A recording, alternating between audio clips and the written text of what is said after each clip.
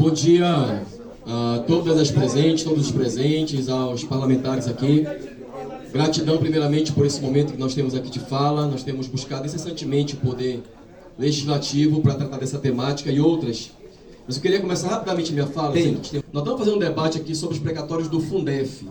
Eu quero aqui fazer um resgate rapidamente histórico disso aqui, que é muito importante esse debate que está fazendo. O companheiro Matheus, que está aqui do meu lado, é o secretário-geral do Sintep, é a pessoa que mais acompanhou isso desde 2016, nacionalmente falando.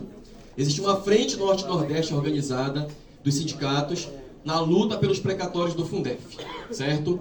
Essa frente norte-nordeste alcançou uma emenda constitucional em 2021, e em 2022 conseguimos uma lei que é essa que foi encaminhada, inclusive, no documento que nós enviamos às comissões. O Pará é o único estado a receber precatório, é o último também, mas é o único estado da federação que não está, primeiramente, cumprindo, por exemplo, o período que a própria lei federal estabelece sobre pagamento precatório.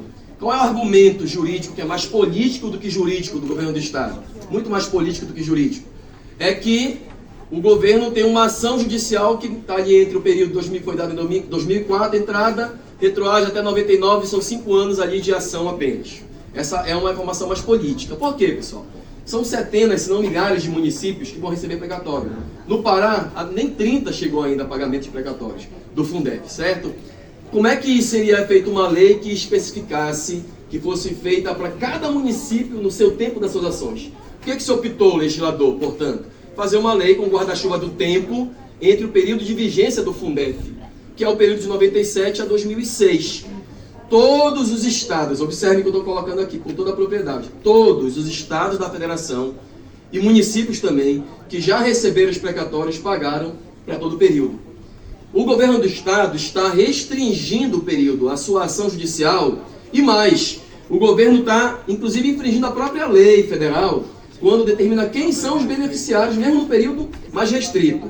Por quê? Porque a própria lei diz aqui no artigo 47 dela, o parágrafo 1º, quem são os beneficiários. Aí tem um inciso lá, primeiro, que é os profissionais do magistério da educação básica.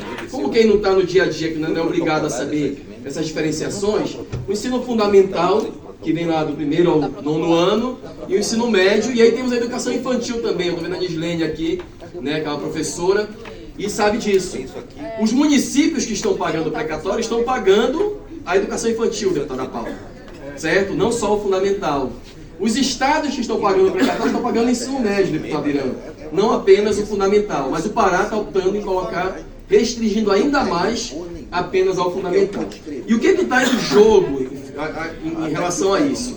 Tem uma questão desse montante dos recursos, que são os juros. O Pará tem, para receber nessa primeira parcela, é bom lembrar que tem 3 parcelas para serem pagas do precatório. O Brelas, que é o nosso consultor jurídico brilhante, aí nos trouxe, inclusive, isso. Olha, atualizado o valor é de 2,3 bilhões, certo?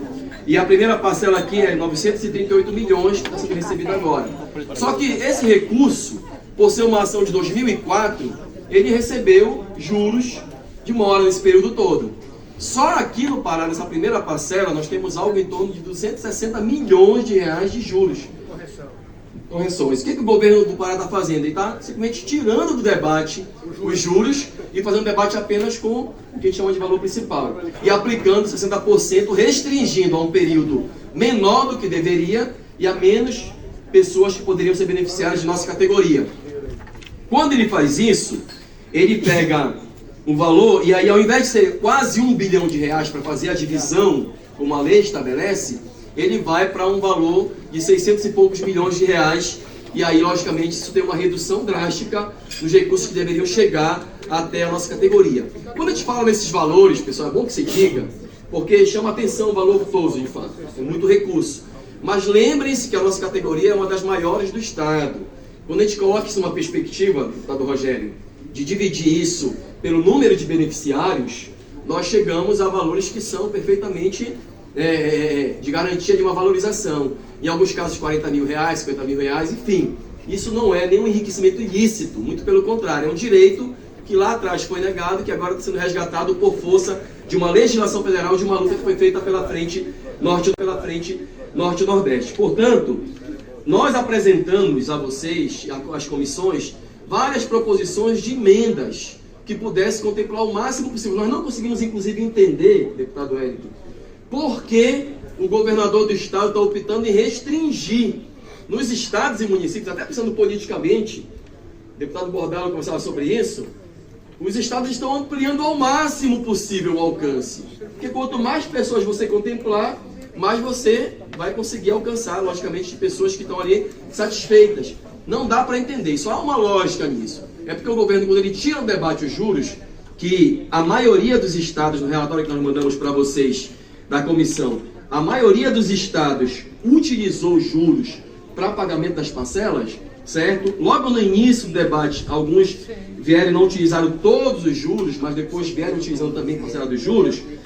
A gente teve essa questão do Estado do Pará estar retirando. Então, o que parece é que porque o Estado tira dos juros também para poder investir na valorização, ele quer restringir o número de pessoas para poder o valor não ficar tão baixo e não ser criticado nacionalmente, talvez como um dos piores.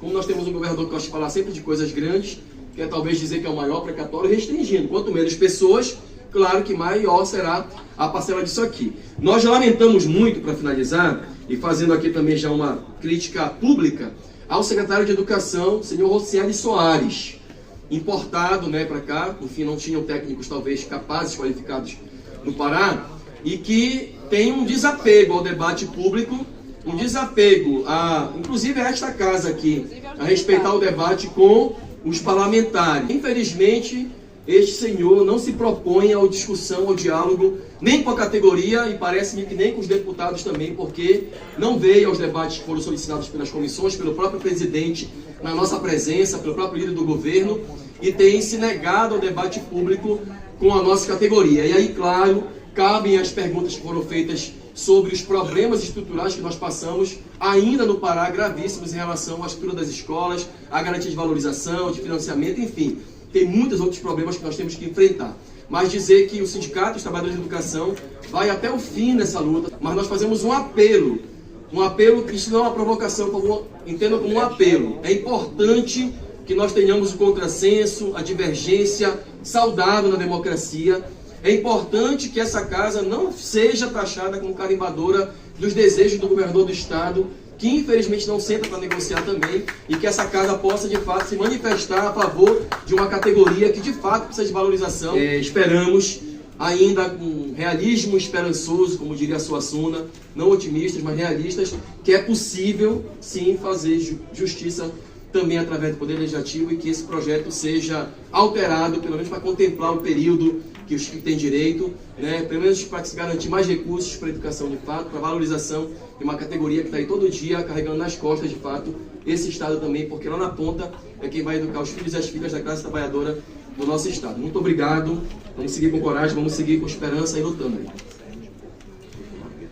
Obrigado, Alberto. Aqui eu gostaria de agradecer os esclarecimentos que foram feitos, gostaria de passar a palavra para a representante da Procuradoria do